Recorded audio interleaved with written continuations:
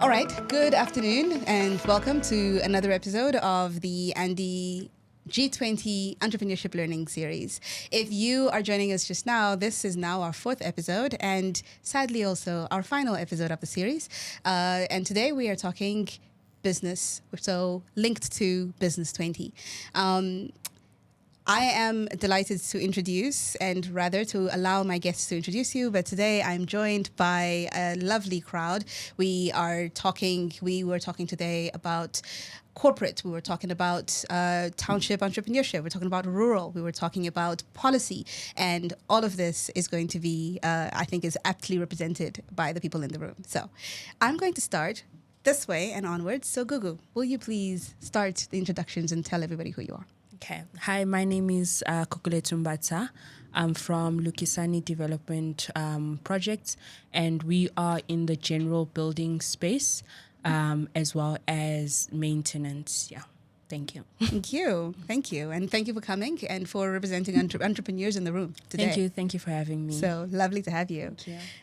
Noma, over to you. Thank you so much. Good afternoon, everyone. My name is Noma Kaya Njobane, and I represent the African Management Institute. And we are an institute that develops, entrepreneurs, businesses, youth as well, with work readiness programs. And what we do is we give them practical tools and resources to go back into their businesses and, grow, basically. Thank you. Fantastic. Great to have you here. And you're also representing the program, the Cassipreneur program. Yes, Do you want to tell us a little bit about that? Oh, yes, definitely. So part of the reason why we are here working with Andy as one of the partners that we have with the Cassipreneur Impact Project is that, we came here with I came here rather representing the organization to see what other, ecosystem players are saying about this, and just to put my stamp as well as to how we're going to be having this Cassipreneur Impact Project to make sure that the impact is going to be coming from the township entrepreneurs as we are looking to develop them further to be able to play within the, South African GDP to grow within the township economies. Fantastic. Thank you so much. You're welcome. And then to the rose among the thorns or the thorn among the roses? I'm not definitely sure. Definitely the thorn among the roses today. Sean, kindly introduce yourself. Hi guys, I'm Sean Tennyson. I would describe myself as, an advocate for economic inclusion. Founder of Entrepreneurship to the Point and Property Point, amongst the many roles I hold within the entrepreneurship ecosystem. Very much focused around how do we continue the narrative of the inclusion of small and growing businesses into mainstream economy in order to facilitate inclusive growth. Excited to be here. Yeah, and we're so thrilled to have you. You also led our session today. So thank you very much for that, for kind of leading the conversation through the work that you're doing. Yes, no, I think a very insightful talk, and it was great to kick it off. Fantastic.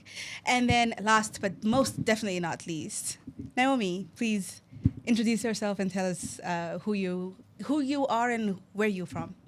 Okay, so my name is Naomi Lintini. I work for the International Labour Organization. Within the organization, I run a project on promoting decent work in the construction sector, where we are piloting activities in Mozambique, Zimbabwe, and South Africa, and working with SADC Secretariat to replicate good practice. And I was happy to be here because I wanted to just understand what this is all about. And I enjoyed myself. And thanks for inviting me. Fantastic. Thank you for coming. We really appreciate it. It's so good to also have your perspective in the room. And I just realized as these introductions are going on that I did not introduce myself. My name is Ercilia Matobisi, and I am with the Aspen Network of Development Entrepreneurs. And I have the privilege of leading our work in Southern Africa. So I'm going to pick up from your point, Naomi, in terms of the work that you're doing in the region. Very much, the conversation that we had today was, we are based in South Africa, and the conversation did have stakeholders from South Africa. But in the interest of the G20 and the interest of global discourse around entrepreneurship, our intention really is to think about that and think about, perspectives and opinions and suggestions and recommendations that are applicable across all of Africa, especially with this African presidency. So can I ask you to maybe tell us a little bit about, as you came in and like you said, you wanted to find out what this was. What were you bringing in terms of your questions, or maybe even, your preconceived ideas of what these kinds of conversations should entail? Okay, first of all, I came with curiosity. I think a big curiosity, because I've heard about this organization. I work with Sean and team, but I wasn't so sure what it's all about.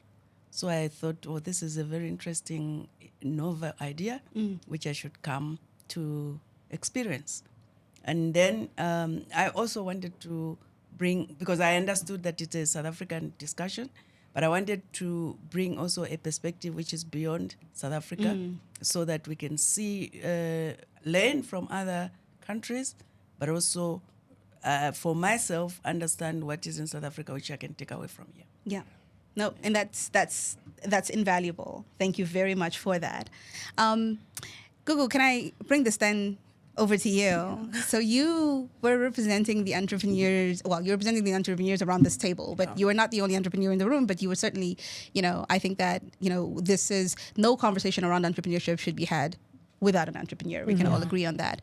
And can you tell us a little bit about your work and also what you were bringing and the kind of questions and what it meant to you to be in this in the discussion today? Any bright things that kind of came up for you? Yeah, I think when I first got the invite, the first thing that stuck out to me was G20. So I was very curious as to what is that about. I knew obviously the G20 summit is in South Africa this year, so I was interested in what the conversation being had today and how it was going to contribute towards that, and also the type of people in the room as well. I was also looking forward to giving my perspective from being in the entrepreneurship space, my own experiences, particularly because a portion of this focus group also focused on youth and women. And I do happen to fall into that category. And I think there's a lot to share from that space. There's a lot to learn from the perspective that the youth and women bring, through what they've gone through, what they've overcome, as well as what's still to come in the future. So I'm very curious as to, from here, how does what we've discussed today, how does it get implemented? How do they take some of the insights and make them something that can actually help the community? I mean, and thanks for sharing that. And indeed, that is the whole point of the conversation. But I would love to, just kind of, I'm gonna pick on you a little bit. Especially, I'd love to hear as well in terms of some of the feedback that we got from the group that you were working with, around how to make these connections between young entrepreneurs like yourself and large corporates. So what is it that we actually, and you mentioned you had made your group made a recommendation around communities and facilitating and creating oversight groups, committees to ensure that those things happen. Yeah. Do you mind sharing a little bit more about that? Because I thought that was super, super interesting. So what we essentially discussed is that a lot of corporates have already programs in place to help either communities or small businesses. Government also has programs and funding in place to, empower township communities, small businesses, youth, and all of that. But from what we saw is that there was a lack of oversight. Yeah. And by oversight, we meant that how small businesses interact with corporate companies, there's nobody looking in to say how impactful is that really. And by impact, we don't mean just, submitting documentation, ensuring businesses are compliant, and that's the only takeaway. What we meant by that is if you are helping a small business, first of all, did those two entities in terms of corporate and small business, did they actually meet? Did they bring them out and, allow them to code for a job? Did they then, at some point, were they given the opportunity to prove their skills and actually show those companies that we are able to do the work.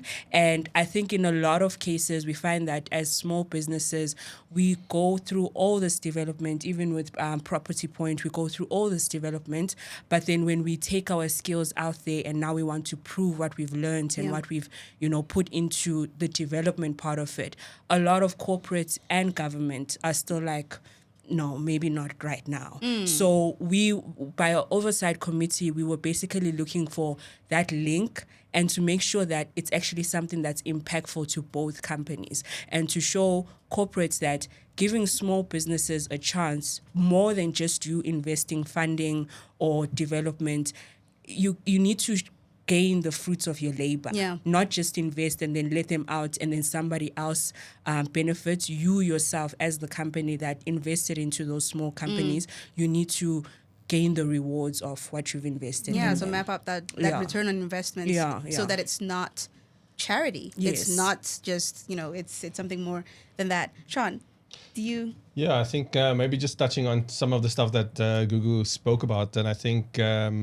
what is rife, if we look at it from a South African perspective, we have an enabling environment. We are really great with policies and having the systems of approach to it and having government buy-in and oversight or support, supposedly, and private sector kind of policy regulation as well.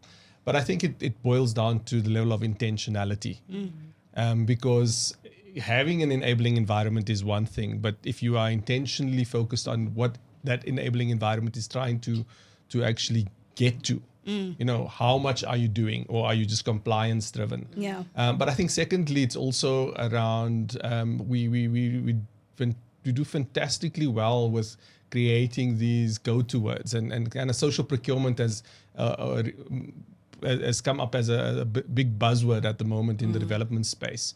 And one of the things that I challenged the audience today is that, should we be calling it social procurement? Because once again, as human beings, our mindset goes into a specific place when we say social. It's the kind of the soft and fluffy stuff. We explored aspects of, the level of philanthropic spend or CSI spend in listed environment versus procurement spend. So we're looking at margins, like huge difference in terms of those spend. From a US perspective, we talk about 5 billion versus 12 billion in terms of the spend gaps. But if there's an intentionality around saying that we want to ensure that the spend in the economy is also driving economic inclusion, then it's a different mindset that you're pushing for.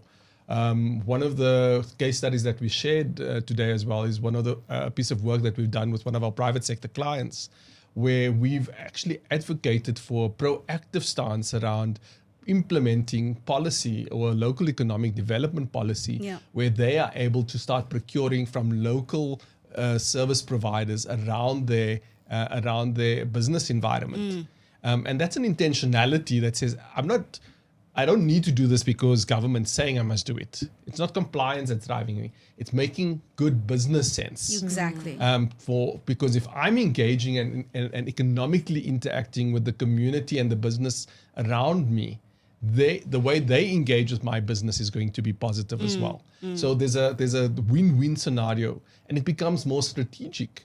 So we should be thinking about it in the context of impact procurement, and impact procurement meaning that there's also a value add back into the private sector, as well as the small business, because the small business don't just want the handouts that create small-term opportunities. If they are capable, they're competent, and they are able to deliver effectively and have a value proposition that speaks to what the market needs, they should be getting the lion's share of the opportunity. But unfortunately, sometimes based on the policies that's in the environment, that intentionality is not always there. No, and that's really, really important, because indeed there is a huge potential in that market. There's huge potential, yes, especially when we were talking about rural communities, we're talking about township economies, and all of the existing potential in that space that is being untapped for the most part. And that indeed, for as long as we keep thinking about it just from the perspective of a box I need to check,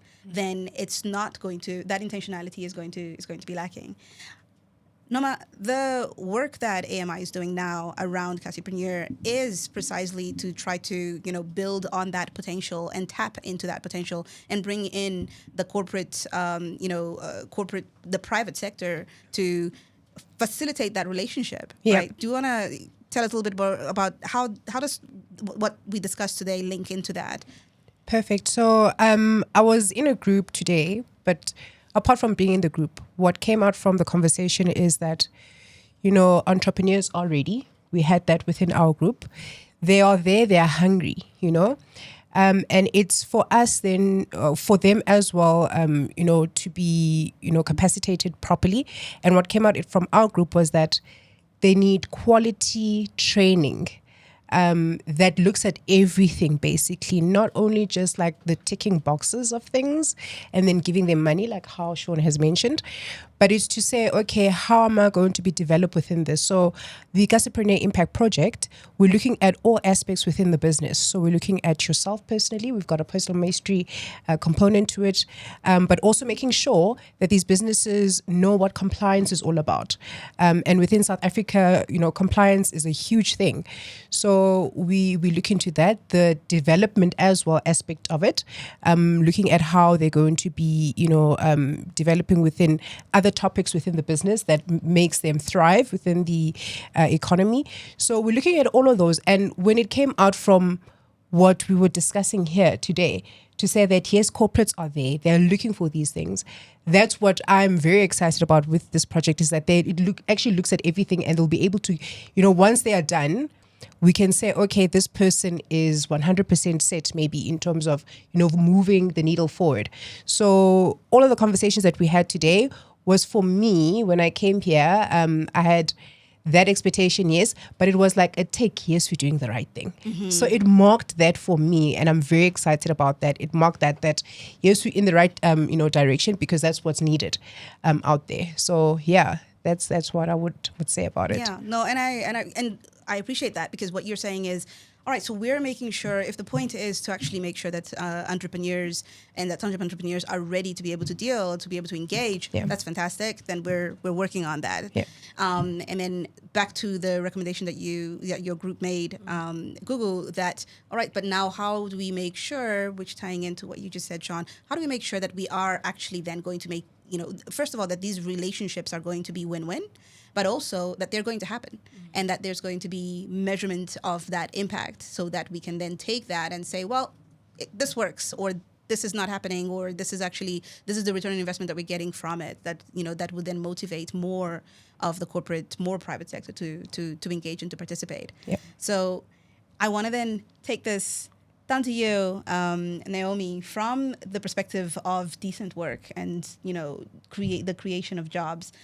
With the, when we're looking at these, at the various sectors, because there's plenty of them, at the various sectors, and, in which the intersection of rural and township business and township entrepreneurs can, come with corporates.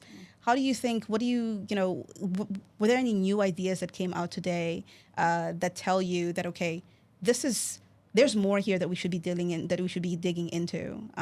There's more that can be done to be able to meet our SGB 8. SDG 8. Exactly. Sorry, SGBs that's our small growing businesses. I'm sorry. SDG 8, yes. Yeah. Of decent jobs and creating decent jobs. So what came out for you that you were like?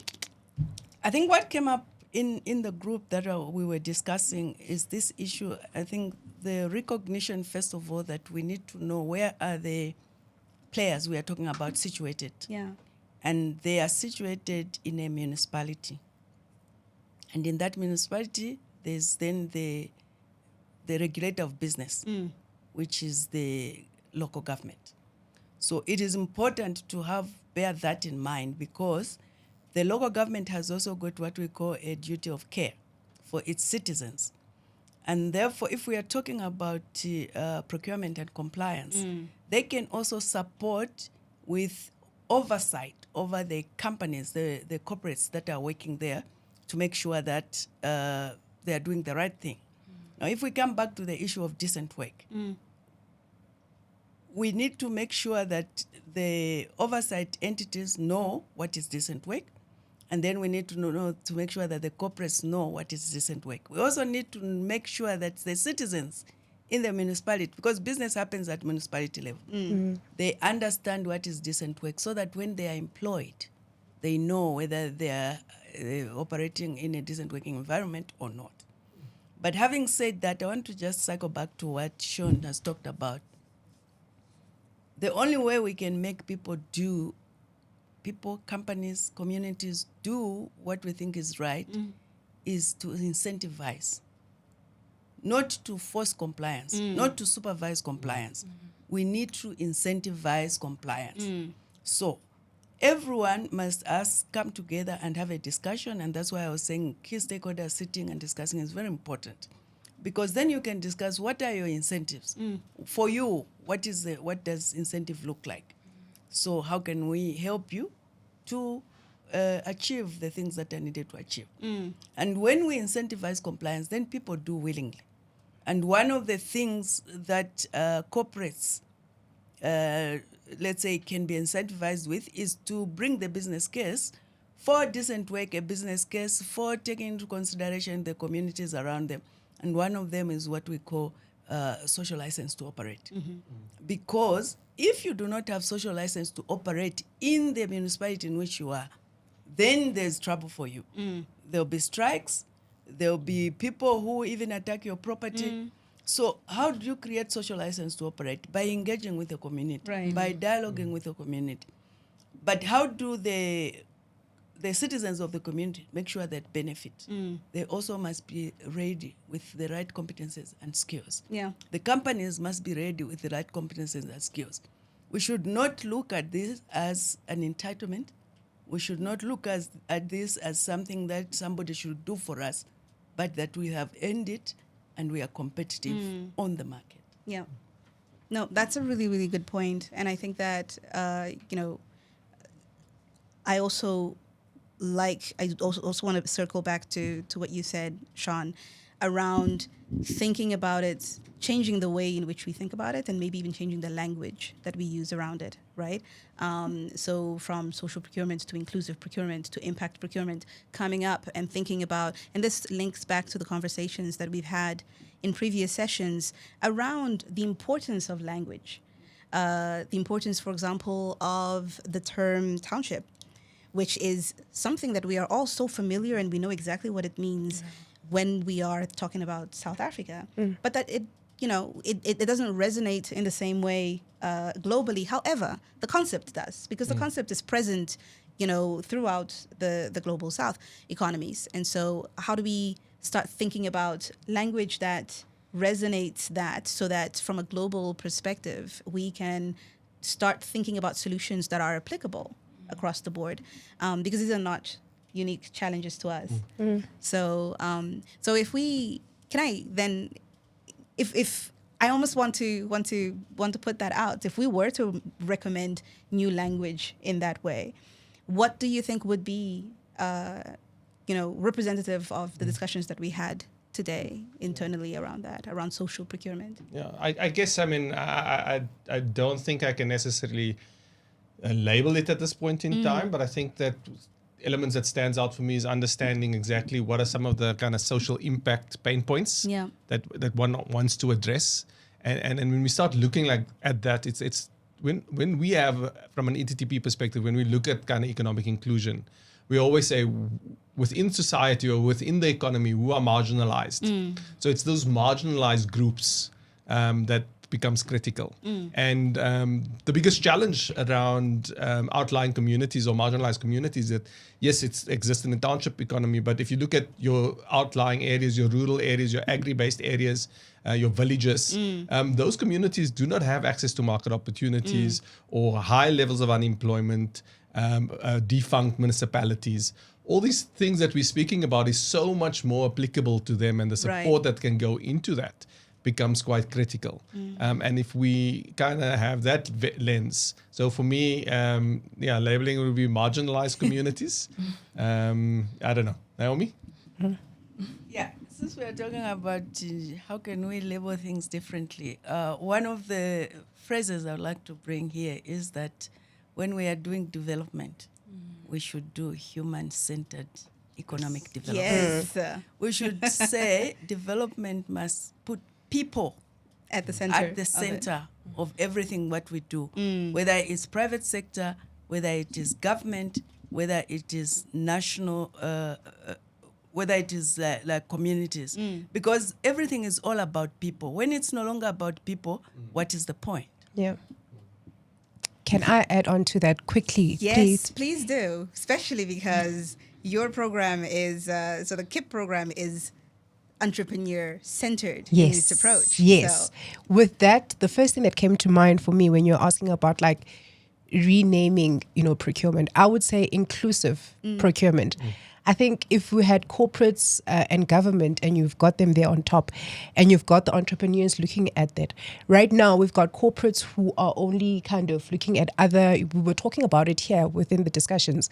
When procurement comes, it's something that we look at outside of South Africa, whether it's in Africa or the world.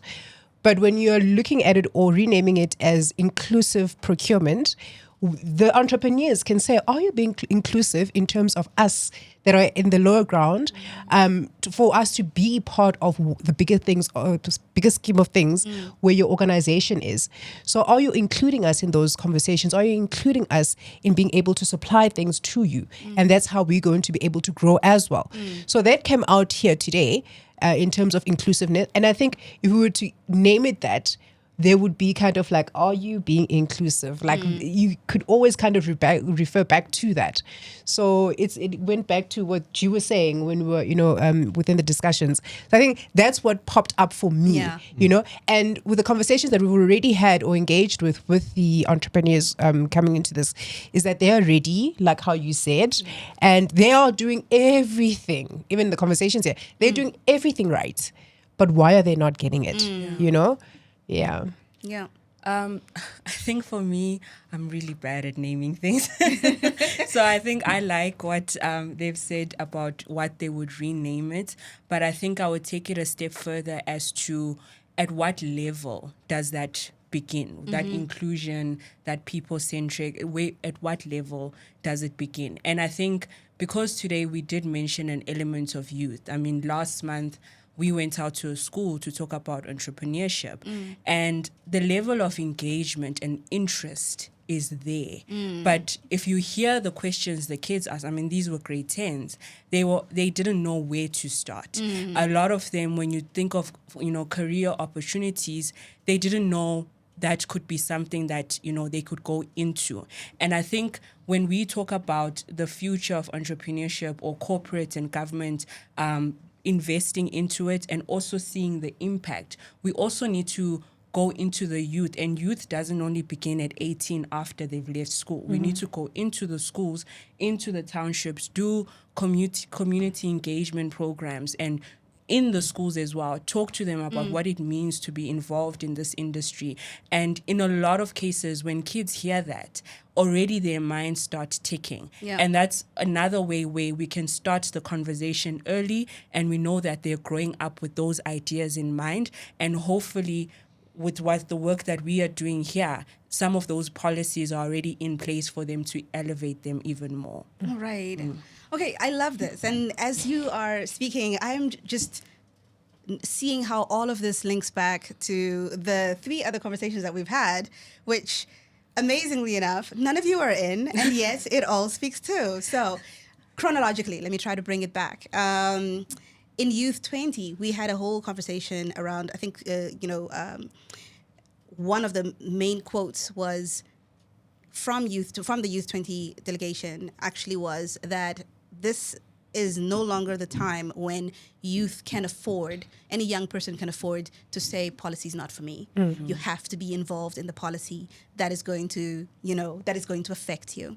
And the conversations that we were having there were also, how do we change the language let's revisit this language so that it speaks more to the context and the conversations that we are having and that are pertinent to us now as entrepreneurs as we go into the world, especially as this world becomes much more globalized. And so now, as you have a young person sitting in a rural area inventing something that is going to be, that has global relevance.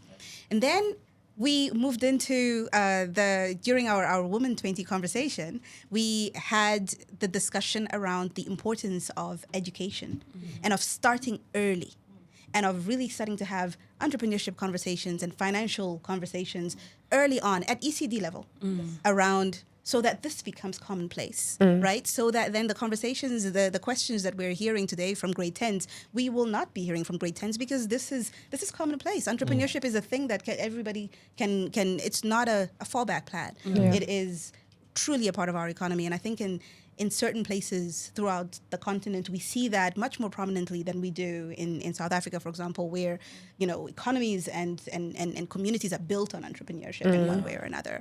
And so that was also like a really interesting link into this conversation. And then at Startup 20, our Startup 20 episode, we had conversations around thinking, how do we build local economies so that they can become global actors? So again, looking into, if you are sitting in a rural space, in how do we make that work, and what do we need to build in terms of policy, in terms of infrastructure, in terms of local governance, to make sure that we are, and private sector, to make sure that we're all working. If this economy, if this community, this entrepreneurship ecosystem here locally is strong, then it can grow on to go beyond that and to get into global. So again, linking to what you were saying in terms of how do we make it all link together. And then I love that now we're, with this conversation, we're saying, okay, so this, and how do we think about it as, as inclusive, as we heard win-win today, as mutually beneficial, as a two-way conversation where both the private sector and, large private sector and small private sector in the entrepreneur side can benefit, can feed off one another, and can actually, come into some kind of an agreement, of a committed agreement where everybody's bringing something of value to the table. 100%. And is being recognized as such. It's not about charity. It's not about handouts. It's about value that is brought to the table. And what I like about, I'm going to take this back into the Casipreneur conversation, because one of the things that we have been seeing from there, and that we intended when in the design and of that program, was precisely to help us think about township entrepreneurship, or even in this relationship between entrepreneur and corporate from a different lens, from a different perspective. What do these entrepreneurs bring to the table? So is it just about giving them money so that they can do something real quick? It really isn't. It's about how is it that we can actually, if that entrepreneur, to your point, Sean, if that entrepreneur can grow from this particular program and then can go on, they don't even have to continue procuring directly, you don't supplying only to you. They can start supplying to more. They, it builds on something. So that value, that impact, that inclusivity, all of these things just kind of tie it all together. So fantastic. I think this is a great way for us to wrap up, not just this conversation, but this whole series. So thank you for helping us almost like synthesize it so well. We're really excited to see what comes out of these conversations. I want to thank in particular each and every one of you for taking the time to be a part of this conversation, taking the time to be in the session today. Sean, thank you very much to you and to the whole ETTP team for formulating this discussion so well with the global and the local context that really helped us think through this and challenge ourselves in the discussion. Yeah. And I also I would be remiss if I did not make mention of our, graceful sponsors. So the session that we had today was actually sponsored by the Walmart Foundation, who is the principal sponsor of the Casipreneur Impact Program. So again, Thank you. Thank you, Naomi, for joining us from ILO. Thank you, Noma, for representing AMI so beautifully. And Google, thank you for speaking for every single entrepreneur. Yeah. Today we have elevated you. You are now officially the ambassador of entrepreneurs all over. Heavyweight. And with that, it is my pleasure to wrap up this session, but also to wrap up the whole series. We hope that you've enjoyed it so far. If you haven't caught the other episodes, go and check them out. We have an episode on Youth 20, another on Startup 20, one on Women 20, none of which you would want to miss. We also invite you to look out for the full episodes, which are all on our YouTube page, and we look forward to continuing to engage. Thank you again. It's been a pleasure, and from Andy and all of our partners, it's officially a wrap.